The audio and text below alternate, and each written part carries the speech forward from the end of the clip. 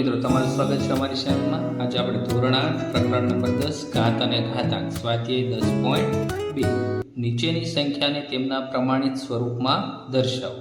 પ્રમાણિત સ્વરૂપ મતલબ શું થાય? 10 ની ઘાતમાં દર્શાવો।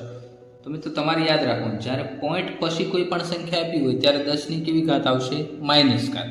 અને તમારે શું કરવાનું? પોઈન્ટ પછી કેટલા નંબર છે એ ગણી લેવાનું। તો 1 2 3 4 5 6 7 8 9 10 11 12 અને 13 ટોટલ। તો શું થશે? ટોટલ 0 પોઈન્ટ પછી 13 સંખ્યા છે, તો શું લખશું આપણે? ગુણ્યા 10। હવે 13 ઘાત છે, પણ આપણે એક આંકડો આપણે આગળ લેવાનો છે, તો 13 ની જગ્યાએ 1 માઇનસ કરી નાખવાનું। તો 8.5 ગુણ્યા 10 ની માઇનસ 13 માંથી 1 ઘાત આવશે એટલે 12 ઘાત। તો આપણો જવાબ શું થશે? 8.5 ગુણ્યા 10 ની માઇનસ 12। ત્યાર પછી મિત્રો બીજો દાખલો, તો એમાં પણ શું છે? પોઈન્ટ પછી જ નંબર છે, તો સંખ્યા આપણી શું થશે? 10 ની માઇનસ ઘાત થશે। તો પહેલા આપણે પોઈન્ટ પછી કેટલા નંબર છે ગણી લેવાના। તો 1 2 3 4 5 6 7 8 9 10 11 12 13 અને 14। તો જો આમાં આપણે આમ લખી 10 ની માઇનસ 14 ઘાત, તો શું થશે? 0.942 ગુણ્યા 10 ની માઇનસ 14 ઘાત। પણ આપણે શું કરવાનું? એક નંબર આગળ લેવાનો, તો આ નવડો આગળ આવી જાય તો અહીંથી એક સંખ્યા ઘટી જશે, તો શું થશે?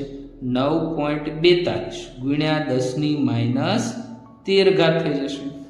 ત્યાર પછી જો મિત્રો આમાં પોઈન્ટ પછી કઈ નંબર નથી, આગળ નંબર આપેલા છે, તો આમાં શું કરવું પડશે? આપણે ડાયરેક્ટ સંખ્યા ગણી લેવી। 1 2 3 4 5 6 7 8 9 10 11 12 13 14 15 અને 16।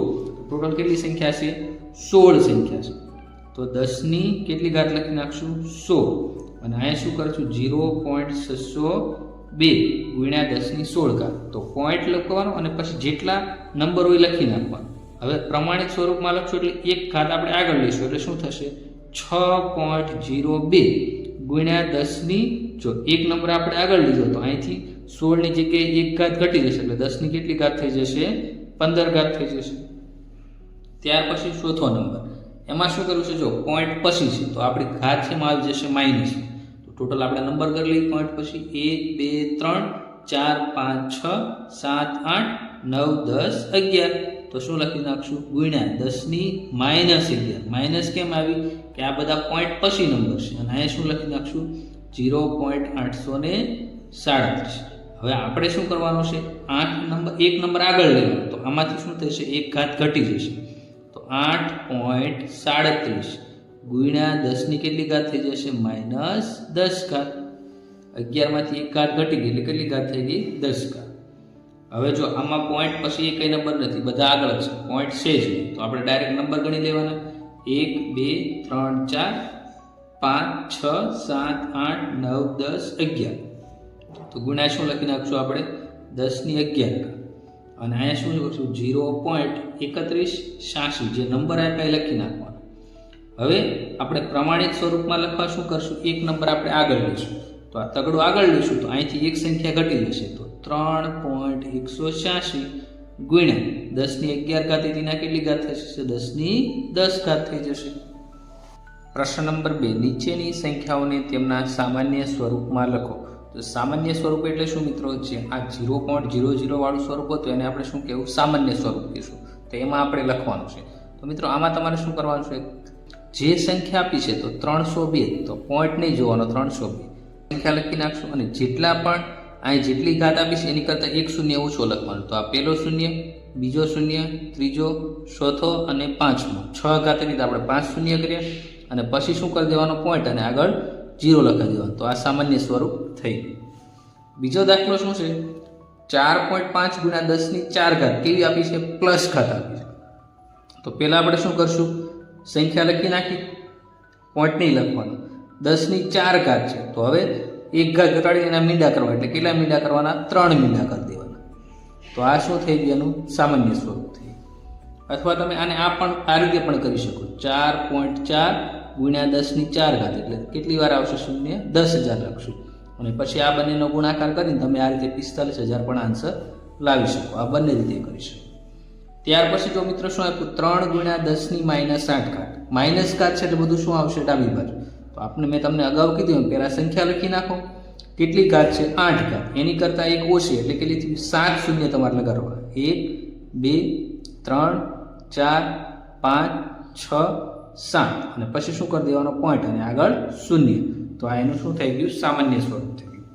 ત્યાર પછી 1.001 ગુણ્યા 10 ની 9 ઘાત. જો આ પ્લસ ઘાત છે તો આપણે શું કરી નાખશું પહેલા પોઈન્ટ કાઢી નાખો અને કેટલી ઘાત છે 10 ની 9. તો પોઈન્ટ પછી કેટલા આંકડા આવવા જોઈએ 8 આંકડા આવવા જોઈએ.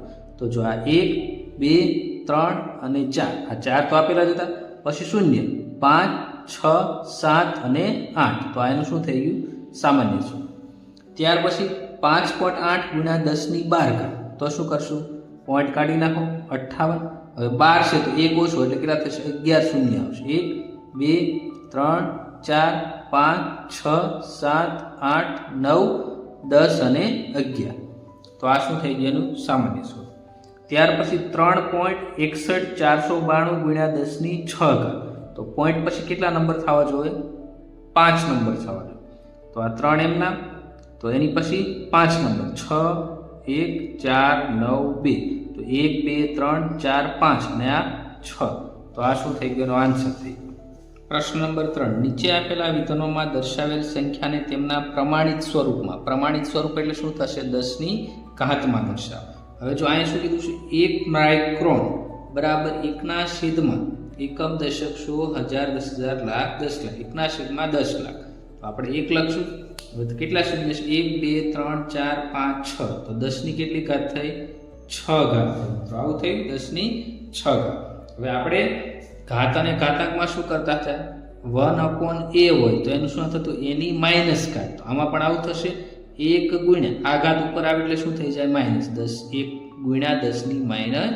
તો બીજો પ્રશ્ન એક ઇલેક્ટ્રોનનો વીજભાર 0.00000000000016 કુલમ છે. તો આમાં મિત્રો શું થશે જો પોઈન્ટ પછી નંબર છે. હવે પોઈન્ટ પછી નંબર હોય તો આપણે ઘાત કેવી આવે માઇનસ. તો ટોટલ આપણે ગણી લેવાના પછી કેટલા નંબર છે. તો આ 3 3 ને 3 6 3 ને 9 12 13 14 15 16 17 18 19 અને 20. હવે આપણે શું કરવાનું ટોટલ 20 છે પણ એક પોઈન્ટ આપણે શું લેવાનો છે આગળ એક પોઈન્ટ પછી નંબર આપવાનો. તો 1.6 20 હતા તો એક પોઈન્ટ આગળ આપણે એક નંબર લખ્યો એટલે જેટલી સંખ્યા હોય એમાંથી એક ઘટાડી દેવાની. તો 20 હતી તો કેટલી આવશે ઘાત 19 ઘાત આવશે. હવે આમાં પણ ત્રીજો બેક્ટેરિયાનું માપ 0.00000005 મીટર છે. અહીં તમારે એકમ લખી નાખવાનું. આ કુલમ હતો તો અહીં આપણે કુલમ કરી નાખશું. તો હવે અહીં કેટલા છે પોઈન્ટ પછી કેટલા નંબર છે આપણે ગણી લઈશું. કેટલા નંબર છે 1 2 3 4 5 6 અને 7. તો આપણે શું કરશું તો શું થશે એક નંબર ઘટાડી દેવાનો. આપણે 5 ગુણ્યા 10 ની કેટલી ઘાત થઈ જશે ટોટલ 7 હતા 1 2 3 4 5 6 અને 7 એક ઘટાડો એટલે -6 મીટર. ત્યાર પછી વનસ્પતિ કોષનું માપ 0.000001275 મીટર છે. તો આને પ્રમાણિત સ્વરૂપમાં પોઈન્ટ પછી નંબર આપ્યા એટલે ઘાત કેવી થઈ જશે માઇનસ. તો ગણી લઈએ આપણે 1 2 3 4 5 6 7 8. હવે એક નંબર આપણે આગળ લખવાનો પોઈન્ટ પહેલા 1.275. તો આ જેટલી ઘાત હતી એની જેટલા પોઈન્ટ પછી નંબર હતા એની કરતાં એક ઘાત શું કરી દેવાની ઓછી.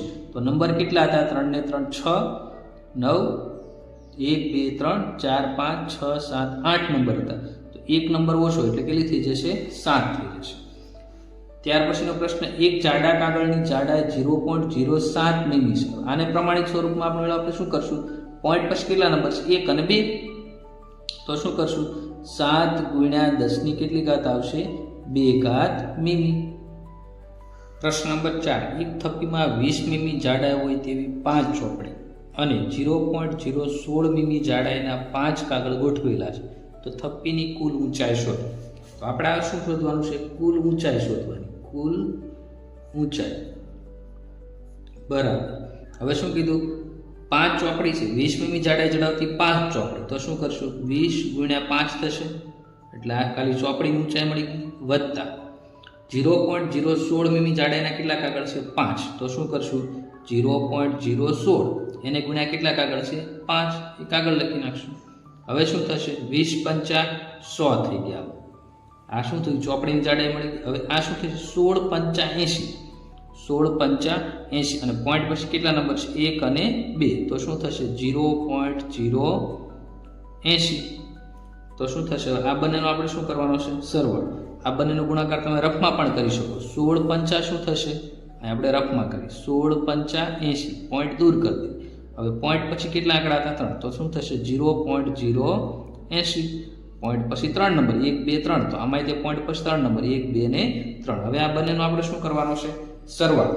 તો જો આપણે રફમાં સરવાળો કરીએ 100.000 અને આમાં પોઈન્ટ પછી કેટલા નંબર હતા 3 નંબર 080 તો 080 તો અહીંયા 0 એમ નામ 0 એમ નામ 0 એમ તો શું થશે 100.080 મીમી.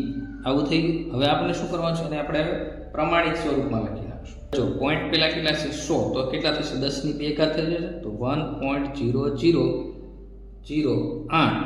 80 ના લખો તો ચાલે ગુણ્યા 10 ની કેટલી ઘાત થઈ જશે 2 મીમી. તો ચોપડીની કુલ ઊંચાઈ કેટલી મળી 1 પોઈન્ટ. તો આપણે લખશું આમ થપ્પી